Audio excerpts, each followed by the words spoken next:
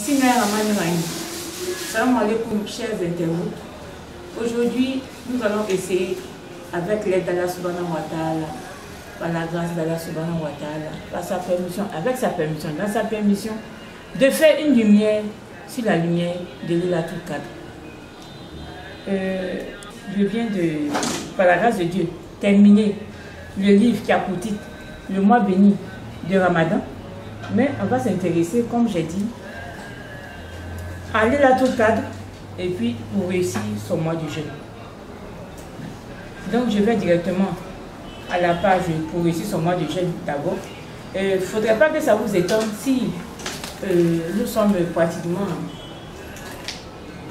à la fin même de l'année bénie. Mais le problème c'est quoi? C'est que il faut qu'on sache la raison pour laquelle on jeûne. On jeûne pour que Dieu remplisse nos comptes spirituels de grâce. Et même quand le mois de jeûne est fini, on continue quand même d'observer une certaine élévation spirituelle. C'est la raison pour laquelle aujourd'hui nous faisons cette émission. Dieu dans sa puissance.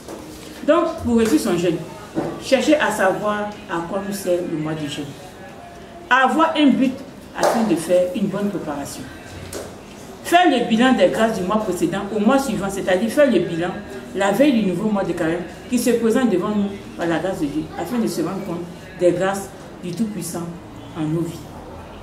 Donc là, ce que je disais tout à l'heure, on s'évertue à conserver nos acquis qui sont si prêts à Dieu, l'élévation spirituelle, l'agrément divin, afin de récolter le maximum de grâces de ce mois béni qui vient de s'achever au prochain mois béni. Après avoir accompli un mois de jeûne validé par le Très-Haut, Inch'Allah, on observe en toute quiétude de ce mois béni au mois béni suivant toutes les grâces du Très-Haut en nos vies. Merci Seigneur, sois béni. Ça vous dit que quand vous avez fini le jeûne, ce n'est pas une raison de commencer à faire des choses qui ne sont pas bien. Comme j'ai dit, il faut conserver votre élévation spirituelle, et puis conserver aussi l'agrément divin que Dieu vous donne. Parce que quel que soit X, dans le mois béni de Ramadan, Dieu nous donne toujours une petite partie de son agrément divin. Dieu dans sa puissance. Donc ça, c'était pour réussir son jeûne. Maintenant, on va aller un peu sur la lumière de Laylatul Qadr. Je ne vais pas tout vous lire.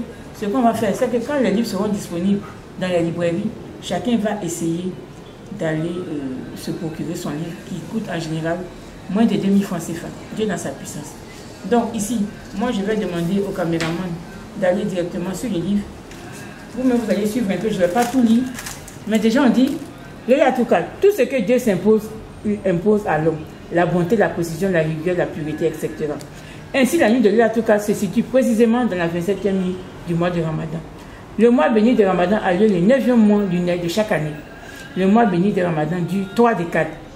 Les 3 décades représentent 3 forces qui agissent ensemble et entièrement sur le mois béni. En considérant que les 3 décades réunissent 3 forces qui exercent une force spirituelle divine sur le mois béni, c'est-à-dire le 9e mois lunaire, nous avons, par la grâce de Dieu, cette multiplication, 9 x 3 égale à 27, qui donne la puissance infinie de la nuit de Laylatul Qadr. En tenant compte du calendrier grégorien qu'on connaît, nous avons 12 mois parmi lesquels nous pouvons jeûner 9 jours sur 9 mois différents. Ça veut dire quoi? Ça veut dire que quand vous prenez les 12 mois, on compte, quand on compte les lundis et les jeudis, on a 9 jours sur 9 mois. Et il y a 3 mois où on n'a pas 9 jours à jeûner, peut-être 8 ou un peu moins. C'est-à-dire donc, lorsque nous additionnons le nombre de jeudis et le nombre de lundis en lesquels nous pouvons jeûner, nous donnons 9 jours sur 9 mois différents. Si nous prenons les 9 mois sur lesquels on applique les 3 décades qui renferment une puissance spirituelle divine, nous obtenons encore 27. Qui indique une fois de plus que la nuit de la destinée se niche en la 27e nuit du mois béni de Ramadan. Ces 2 premières démonstrations nous précisent par la grâce de Dieu en quelle nuit se situe la nuit de Laylatul Qadr. La nuit de Laylatul Qadr est meilleure que 1000 mois. Sourate 97, verset 3. Car elle renferme la bénédiction de Laylatul Qadr. Par cette bénédiction, Dieu renouvelle l'univers ainsi que toutes les énergies, toute la lumière, toutes les lumières, toutes les forces. Gloire à toi, Seigneur.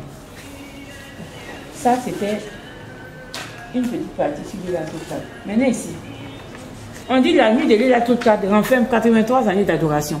Selon le calcul que nous allons effectuer, la nuit bénie se situe une fois de plus en la 27e nuit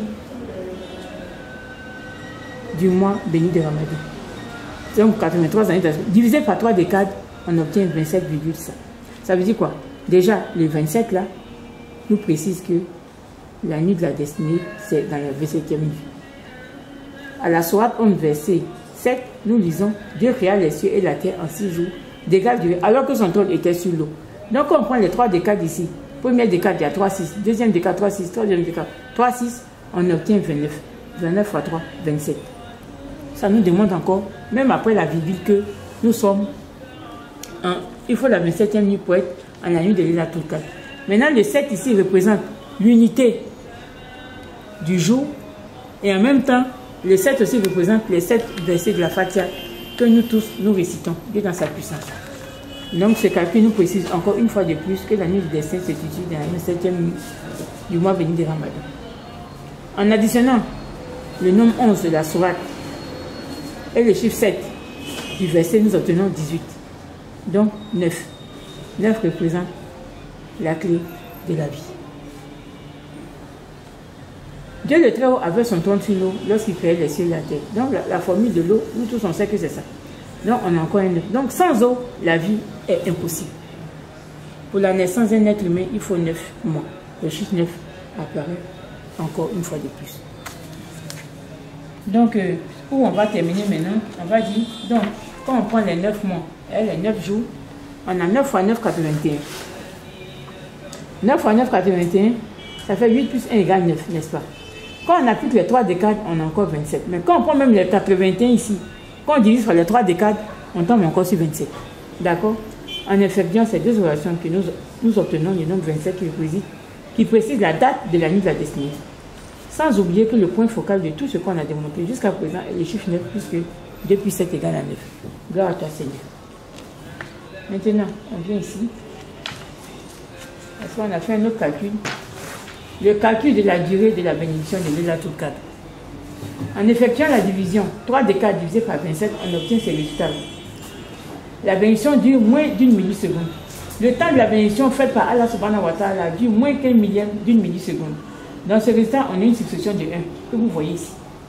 Le 1 représente Dieu le Très-Haut dans son infinie miséricorde. Après la virgule, il n'y a que le chiffre 1 qui signifie tout simplement que Dieu le Très-Haut est le seul. Devant le 1 veut tout simplement dire que Dieu le Très-Haut est le créateur de tout. Rien n'existe avant lui et rien n'existe sans sa permission.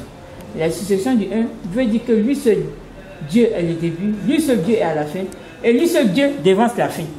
C'est devant Dieu que tous se tiendront. Avec la succession du 1, on peut confirmer avec la permission d'Allah subhanahu wa ta'ala. Dieu le Très-Haut, que la nuit de la Laylatul Qadr se situe précisément à la 27e nuit du 9e mois du Nil. Gloire à toi, Seigneur. Donc, on va finir avec la bénédiction. Quand vous allez acheter le livre, vous-même vous allez lire ça, sinon tu peux zoomer, mais ils vont lire. Chacun va lire parce que je ne peux pas tout lire. C'est bon? Ils vont lire. C'est bon? Ok. Maintenant ici. Pour que ce jour on a fini. Donc là, je vais vous lire les dernières bénédictions du livre. Mon Seigneur Dieu Tout-Puissant, à toi la gloire, à toi la puissance, à toi la pureté, à toi la lumière.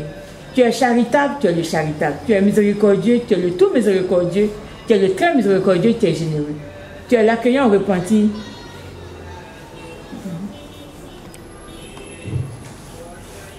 Tu es l'accueillant au repentir. C'est encore. Bon, il n'y a pas de souci. Tu es l'accueillant au repentir. Tu demeures miséricordieux en ta miséricorde. Tu es l'accueillant au repentir. Oui, d'accord. Donc, merci Seigneur. À toi, toutes les louanges.